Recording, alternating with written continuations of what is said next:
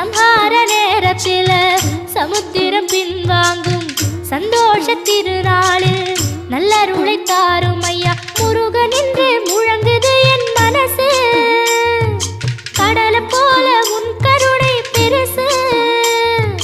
உப்பு காத்து ஊத காத்து சுத்தும் கடலு கரைய பார்த்து சத்தியமா கோயில் கொண்ட சுபையா